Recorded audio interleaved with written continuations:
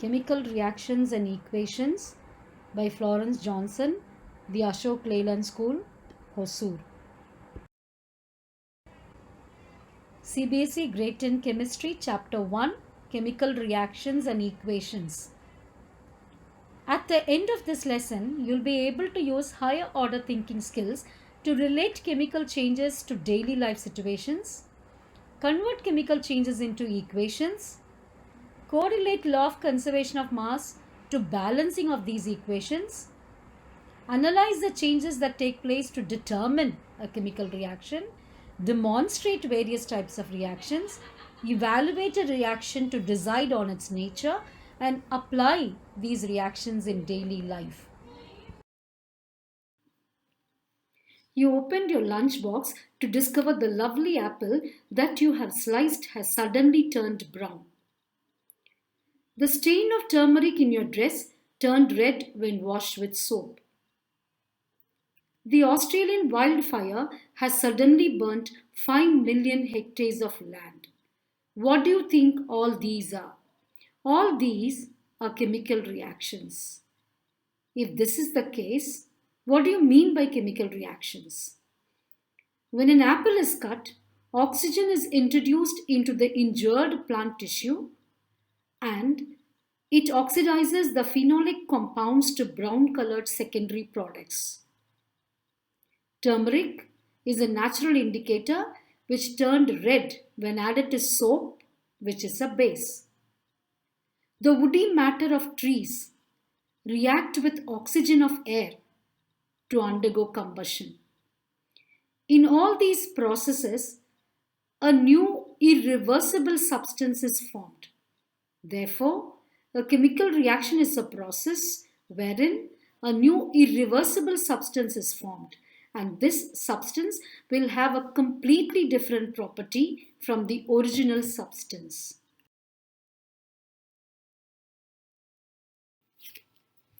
Not only that, there are various chemical reactions that take place in our daily life. Rusting of iron, mixing of baking soda and vinegar, cooking of an egg, digestion of food, all these are chemical reactions because in each of these cases a new irreversible substance is formed. Shall we now see the three activities that are given in your textbook regarding chemical reactions? Number 1, burning of magnesium ribbon. In this case, you can see magnesium ribbon burns with a dazzling white light and becomes white powder. The next one is the reaction of aqueous potassium iodide with aqueous lead nitrate.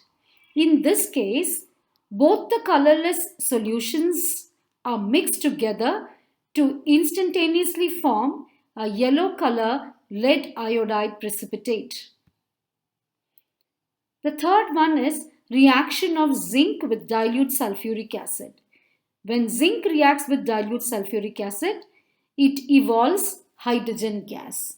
All these three reactions end up with new irreversible products. So what are some of the common observations during chemical reactions? Change of state, change in color, evolution of gas, or change in temperature. Having learnt various chemical reactions, we should know what a chemical equation is. A chemical equation is a way to represent a chemical reaction in a paper using symbols and formulae.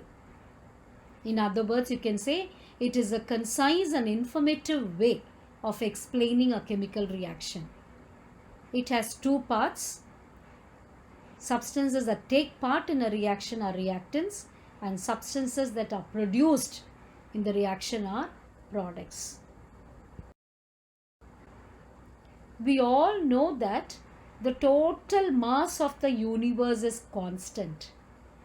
If it is so, then a chemical equation also has to have its mass constant. it also should follow the law of conservation of mass. Total mass of the reactants should be equal to the total mass of the products. Total mass of the elements in the initial stage must be equal to the total mass of the products in the final stage, or number of atoms found initially should be equal to the number of atoms formed finally. There are various steps to balance a chemical equation. First, we need to write the skeletal unbalanced equation. In this skeletal unbalanced equation, we need to count the number of atoms on each side.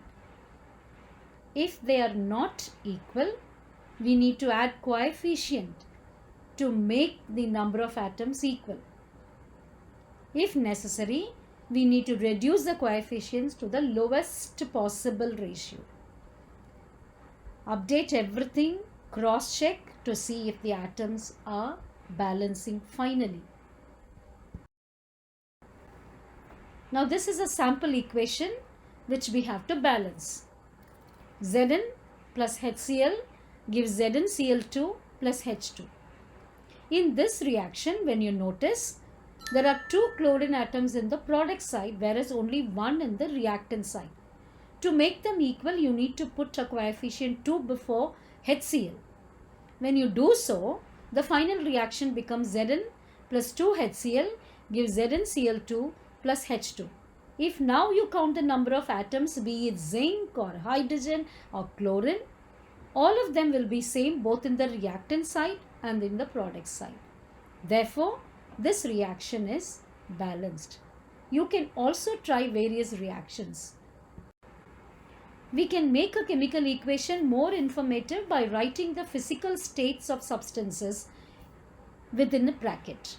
Gaseous state can be represented by G, liquid by L, solid by S, and aqueous substance by AQ. Now here you can see a sample complete chemical equation which has the physical states also written.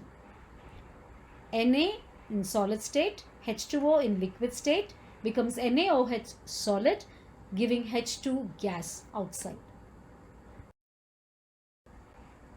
Having learnt about chemical reactions, we should know the 4 main types of chemical reactions: combination, decomposition, displacement, and double displacement reaction. Let us see each of them in detail. Combination reaction. Look at the picture there. Calcium oxide, on adding to water, becomes calcium hydroxide. There are 2 reactants. Both of these reactants have combined to form only one product, A plus B giving AB.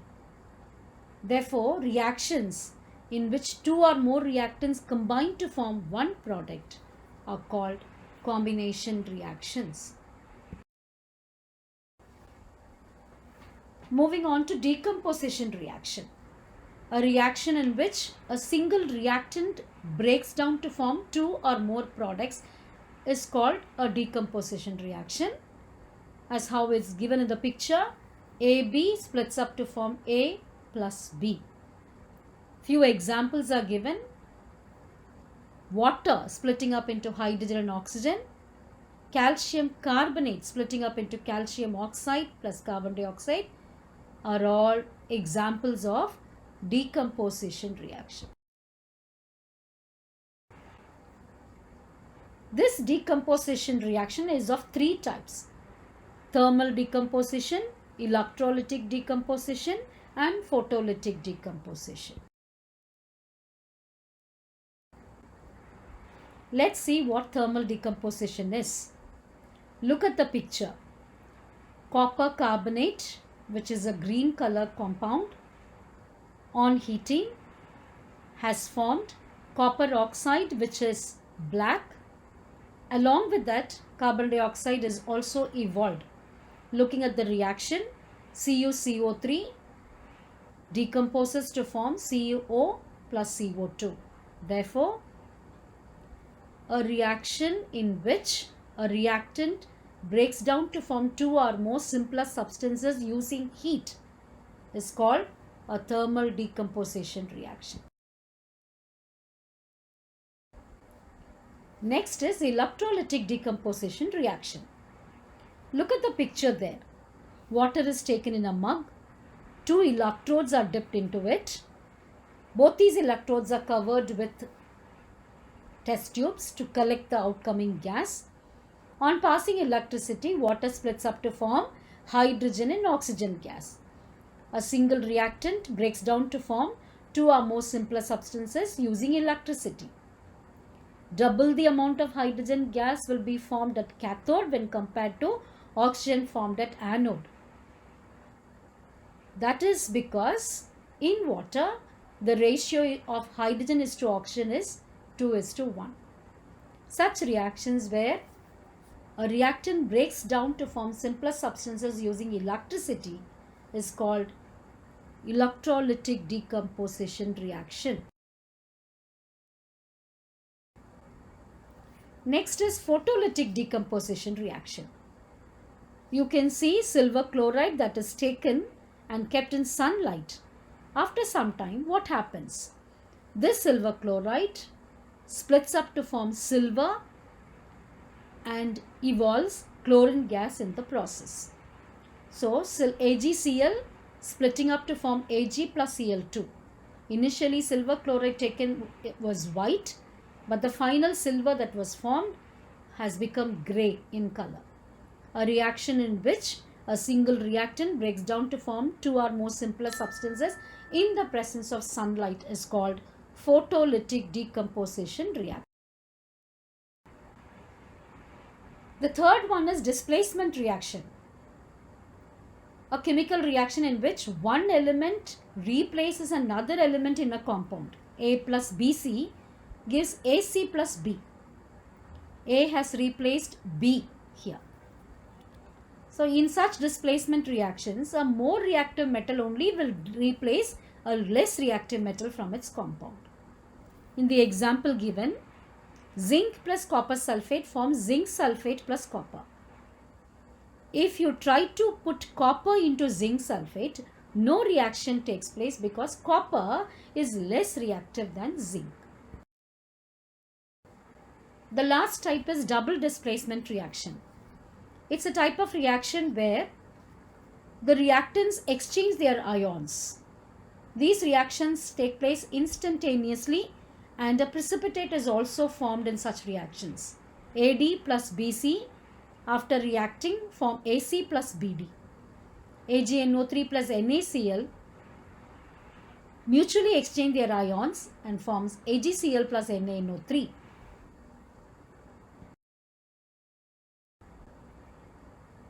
Having learnt about the four main kinds of reactions, we should also know what oxidation and reduction reactions are.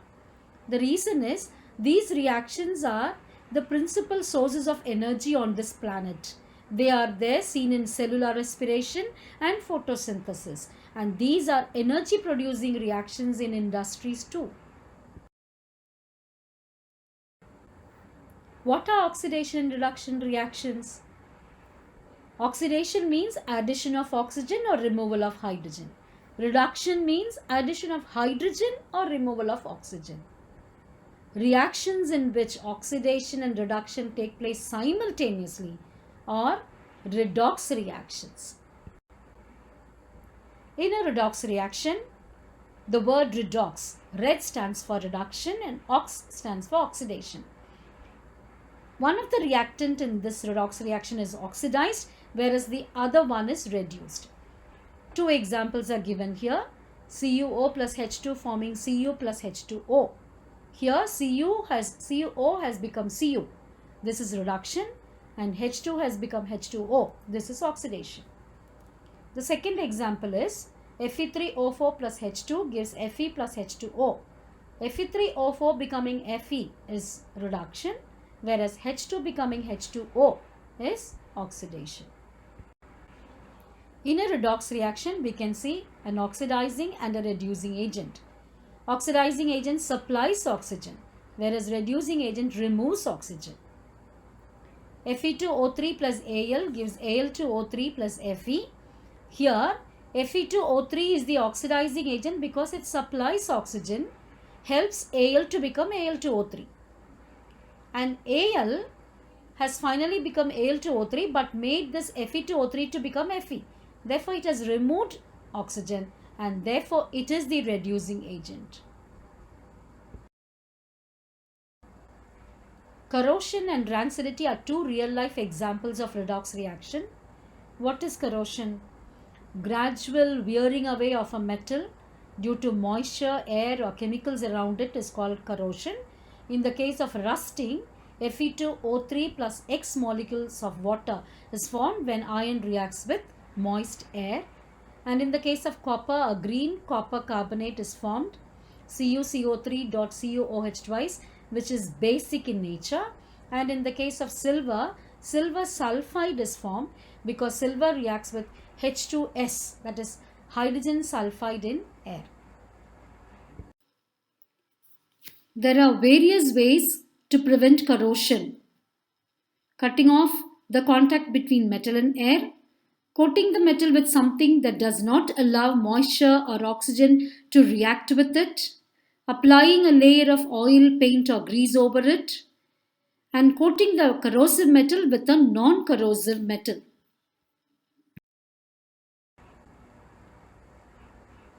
What is rancidity? Rancidity is an aerial oxidation that happens in fats and oil containing food items which is left for a long time. It gives foul smell and a bad taste to the food. Rancidity can be prevented by packing the food in airtight containers, packing with nitrogen gas, vacuum packaging, inert gas packaging, refrigerating, or adding antioxidants and preservatives, etc. To include technology in my class, I have opened up a Flipgrid, which is a Microsoft tool, and asked my students to record their videos explaining what rancidity is. When you click this link given here, you will be able to see and hear what my students have explained about rancidity. As an extended activity, I gave bouncy egg experiment for my students, and when you click the link here, you will be able to see the experiment done by one of my students, the video recording of it. Thank you.